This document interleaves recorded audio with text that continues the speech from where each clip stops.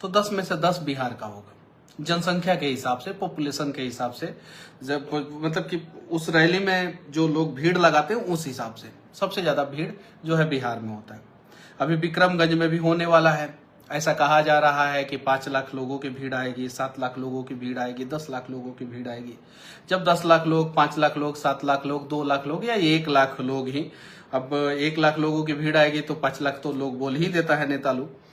तो अगर 1 लाख लोग जो है मोदी जी को सुनने विक्रमगंज में जाएंगे और गुजरात में 10,000 लोग सुनने आएंगे, तो मोदी जी को लगेगा ना कि गुजरात से ज्यादा विकास जो है बिहार का हो रहा है और गुजरात से ज्यादा प्यार तो हमें बिहार में मिल रहा है।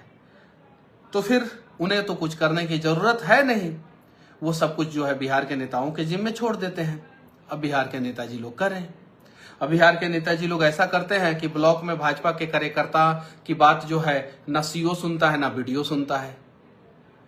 थाना में चले जाइए तो भाजपा के कार्यकर्ता की बात जो है ना थाना प्रभारी सुनता है, ना दरोगा सुनता है, ना थाना का जो है छोटा बाबू सुनता है, ना बड़ा बाबू सुनता है। आप जाके देखिए कचहरी में क्या स्थिति है, आप जाके देखिए हॉस्पिटल में क्या स्थिति है। आरजेडी का अगर एक नेता फोन करता है ब्लॉक में तो बीडीओ सीओ जो है एक पांव में खड़े होके जो है आरजेडी के कार्यकर्ताओं का काम कर देते हैं। अब उनसे डरते हैं। जदयू का कोई कार्यकर्ता अगर फोन करता है तो उनका काम हो जाता है ब्लॉक में, थाना में, हर जगह। बीजेपी के जब नेता लोग फोन करते हैं, विधायक लोग फोन करते हैं, कोई नहीं सुनता है। आईजीआईएमएस में आज अगर आरजेडी का एक विधायक फोन करेगा, अभी का अभी बेड मिलेगा। बीजेपी का एक विधायक फोन करेगा, बेड नहीं मिलेगा। पता कीजिए जाके, ये बात सही है कि नहीं, अब जाके पता कीजिए।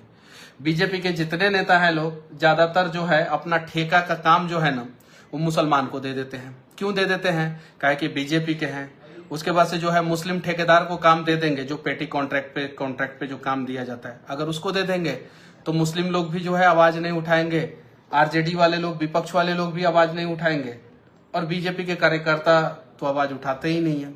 बीजेपी के कार्यकर्ता संस्कारी होते हैं, ये बात सही है। बीजेपी के कार्यकर्ता उदंड नहीं होते। बहुत सारी चीजें हैं, उस पर जो है मैं एक बार सेपरेट वीडियो में बातचीत करूंगा। लेकिन अभी विक्रमगंज में जो मोदी जी की रैली है, मैं आप लोगों से कहूंगा मत जाइए, भीड़ मत बनिए, भीड़ नहीं बनना है, मत जाइए रैली में। नेताजी लोग आए कहें कि चलो रैली में, बोलिएगा कि अस्पताल में इलाज कराओगे, बताओ, तब चलेंगे रैली में। बोलिएगा सीओ जो है मेरा जमीन का कागज जो है गड़बड़ किया, उसको ठीक कराओगे, बोलो, चलेंगे हम रैली में। अगर नेता इतना नहीं कर सकता है, मत जाइए।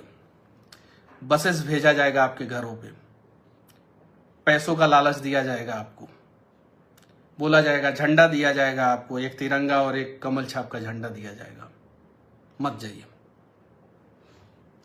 अगर एक रैली मोदी जी का बिहार में जो है वो भीड़ के हिसाब से फ्लॉप हो गया, अगर भीड़ नहीं पहुंच पाई, फिर मोदी जी पूछेंगे इन नेताओं से क्या कर रहे हो बिहार में, और तब फिर बिहार की हकीकत पे जो है चर्चा होगा वहां पे।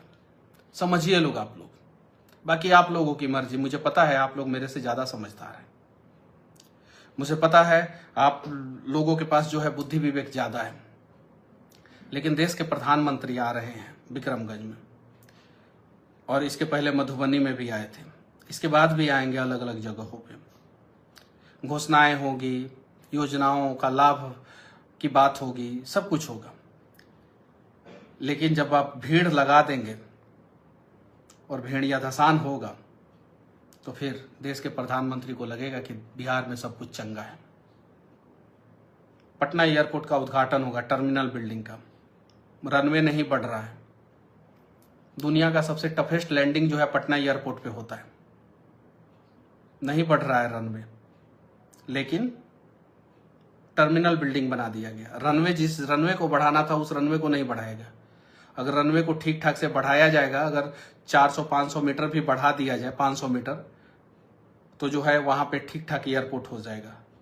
सबसे टफेस्ट लैंडिंग होता है पूरे भारत में, सबसे टफेस्ट लैंडिंग होता है पटना एयरपोर्ट पे, आप जाके पता कीजिएगा।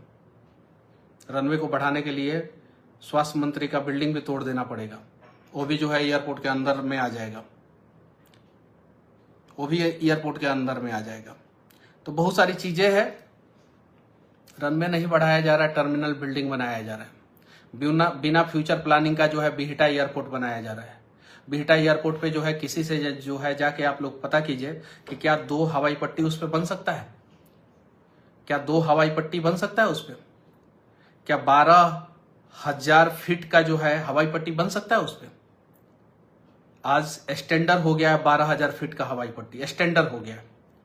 दिल्ली में 14,000 फीट का 2 हवाई पट्टी है।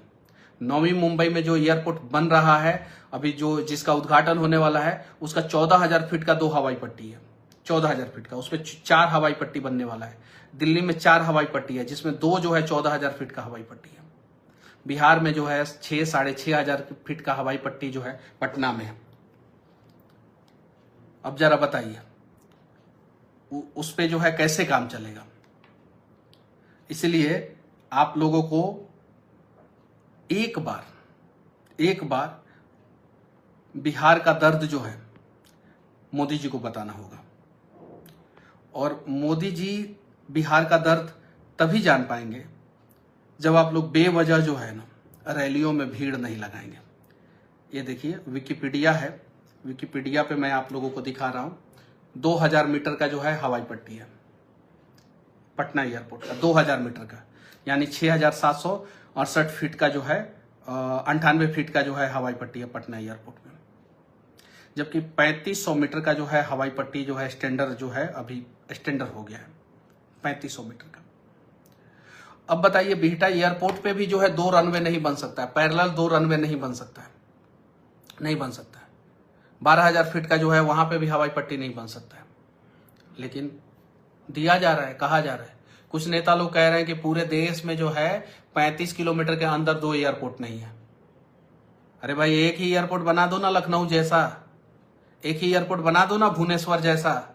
हम बड़ा शहर दिल्ली और मुंबई, हैदराबाद और चेन्नई और बेंगलुरु की बात नहीं कर रहे हैं। एक ही एयरपोर्ट बना दो ना सूरत जैसा। हम अहमदाबाद की भी बातें नहीं कर रहे। एक ही एयरपोर्ट बना दो ना जयपुर जैसा। और रही बात 35 किलोमीटर की बात, तो कब तक गुमराह करेंगे आप लोग बिहार के लोगों को? सांता क्रूज एयरपोर्ट और नवी मुंबई एयरपोर्ट 35 किलोमीटर की ही दूरी पे है, 22 मील की दूरी पे है। जाके विकिपीडिया पे सर्च मारिए। मुंबई में 2 एयरपोर्ट, दोनों इंटरनेशनल एयरपोर्ट। एक एयरपोर्ट पे 350 प्लेन उतरेगा, 350 प्लेन विथ 75 ये प्राइवेट प्लेन का व्यवस्था किया जा रहा है नवी मुंबई में। 350 प्लेन प्लस 75 प्राइवेट प्लेन। अरे एक ही उसके आधे का तो बना दो बिहार में, उसके आधे का। यहां पे जो है वो एक साथ जो है 10 से 12 जो है प्लेन खड़ा हो सकता है, कि 14 प्लेन खड़ा हो सकता है, बस उतना ही का है, उतना ही का है। 14 प्लेन खड़ा हो सकता है यहाँ पे, जो नया वाला बना है पटना में। और वहां पे 350 का और साथ में जो है 75 जो है वो प्राइवेट प्लेन का बन रहा है नवी मुंबई में। सांता क्रूज में ऑलरेडी जो है वर्ल्ड का सबसे बिजीएस्ट एयरपोर्ट है मुंबई में, ऑलरेडी दूसरा ऑलरेडी बन रहा है। दिल्ली में जो एयरपोर्ट है IGI, उससे जो है हिंडन एयरपोर्ट की दूरी कितनी है बता दो ना। बोल रहे हो कि 35 kilometre 35 kilometre 35 kilometre. Already NCR में हिंडन, दिल्ली और जेवर भी ऑलरेडी बन रहा है। इतना बड़ा एयरपोर्ट बन रहा है जेवर एयरपोर्ट। बनारस में जो एयरपोर्ट है, बनारस राजधानी तो नहीं है ना उत्तर प्रदेश का, उतना ही बड़ा एयरपोर्ट बना दो ना पटना में। रनवे का विस्तार नहीं कर सकते हो, झूठ मूठ का टर्मिनल बिल्डिंग बना रहे हो, रनवे का विस्तार नहीं हो सकता है। बिहटा एयरपोर्ट पे जाके आप पता कीजिए, भविष्य में जो है 2 एयर स्ट्रिप चाहिए हर एक एयरपोर्ट पे, 2 एयर स्ट्रिप। एक एयर स्ट्रिप, एक हवाई पट्टी के बीच में दूसरा दोनों 2 हवाई पट्टी के बीच में जो है वो 700 मीटर का गैप होना चाहिए। हवाई पट्टी के बगल में जो है 500 मीटर का गैप होना चाहिए, उसके बाद से बाउंड्री वॉल होना चाहिए। क्या उतना जगह है बिहटा में? फिर क्यों झूठ मूठ का बिहटा में जो है एयरफोर्स का भी जो काम चल रहा है उसको भी जो है गड़बड़ करने का प्रयास कर रहे हैं? क्यों नहीं ग्रीनफील्ड एयरपोर्ट एक बना दे रहे हैं पटना के आसपास? सोनपुर में बना देते ग्रीनफील्ड एयरपोर्ट, हाजीपुर में बना देते ग्रीनफील्ड एयरपोर्ट, बिहटा में बना देते ग्रीनफील्ड एयरपोर्ट। अलग जगह पे बिहटा में जगह भी है, अलग जगह पे ग्रीनफील्ड एयरपोर्ट बना देते। झुनझुना दिया जाता है हम लोगों को, और उसी झुनझुना से जो है ना हम लोग खुश हो जाते हैं, क्योंकि ये पॉलिटिकल पार्टियां जो है हमें बच्चा समझती है। नहीं चाहिए झुनझुना, मत लगाइए भीड़ आप लोग। बाकी आप लोगों की मर्जी, लगाना है तो भीड़ लगाइए, जाइए रैलियों में, बैनर लीजिए, पोस्टर लीजिए, फिर उधर से मोदी जी देखेंगे, फिर कहेंगे ए जी उसका बैनर ले लो जी, लाओ जी उसका बैनर, बहुत अच्छा लिखा हुआ है। अगर बिहार का दर्द दिखाना चाहते हैं, बिहार की समस्याओं पे बातचीत करना चाहते हैं, बिहार को आगे बढ़ाना चाहते हैं, मत बनिए भीड़, मत जाइए नेताओं के रैली में, इनको पता चल जाएगा ये चीजें। हमें हमारा हक चाहिए, बिहारियों को हक चाहिए। बाकी अगर किसी को मेरी बातें बुरी लगी हो तो मैं माफी चाहता हूँ। बाकी विक्रमगंज में जो मोदी जी का रैली होने वाला है उसमें बेवजह भीड़ मत बनिए लोग, आप लोग मत जाइए। अपने आप मोदी जी को पता चलेगा कि इस बार बिहार में हमारे रैली में भीड़ क्यों नहीं हुआ। खुद पूछेंगे इन नेताओं से, क्लास लगाएंगे मोदी जी, और फिर बिहार की एक्चुअल समस्याएं जो है ना वो मोदी जी तक पहुंचेगी। और जब एक्चुअल समस्याएं मोदी जी तक पहुंचेगी ना तो बिहार में काम होगा। बहुत समस्या है, बाढ़ से जो है ग्रसित है हम, भ्रष्टाचार से ग्रसित है हम, हमारे यहाँ एक इंटरनेशनल क्वालिटी का जो है एयरपोर्ट नहीं है, हमारे यहाँ बस टर्मिनल बनता है, बनने से पहले बड़ी बड़ी घोषणाएं होती है, जब बनता है तो वो नर्क बन जाता है। बोला जाता है कि दुनिया का सबसे बड़ा, एशिया का सबसे बड़ा अस्पताल बनाएंगे पीएमसीएच को, 5500 बेड का अस्पताल और 5500 करोड़ का बजट, यानी एक पर बेड 1 करोड़ रुपया। 5500 बेड का अस्पताल और बजट 5500 करोड़, यानी एक बेड पे 1 करोड़ रुपया खर्चा हो रहा है, एक बेड पे 1 करोड़ रुपया खर्चा हो रहा है। एस्टीमेट घोटाला नहीं है तो ये क्या है। बहुत सारी चीजें हैं, धीरे धीरे जो है मैं लाइव के माध्यम से, वीडियो के माध्यम से आप लोगों को बताऊंगा। अच्छा लगे तो एक्सेप्ट करना, नहीं अच्छा लगे तो गाली दे देना, ये चीज है। लेकिन बिहार के लिए लड़ना है और बिहार के लिए सच बोलना है, चाहे कुछ भी हो जाए। कोई कितना भी परेशान क्यों ना करे, कोई कितनी बार भी जेल क्यों ना डाल दे, कोई कितनी बार भी पीएमसीएच में जो है मेरे ऊपर जो है हमला क्यों ना करा दे, कोई चाहे बोले मेरे समर्थन में या ना बोले, मैं अपने बिहार के समर्थन में बोलूंगा। और ये मौका है बिहारियों को बिहार के लिए लड़ने का। नहीं तो फिर चुनाव में ट्रेन का व्यवस्था होगा, स्पेशल ट्रेन का। अभी अखबार में चलने लगा है कि बिहार में जो है 6 बाद चुनाव होगा, 2 चरण में चुनाव होगा। जल्दी मजदूर भाग ना जाए इसलिए 2 चरण में निपटा देना इस बार चुनाव।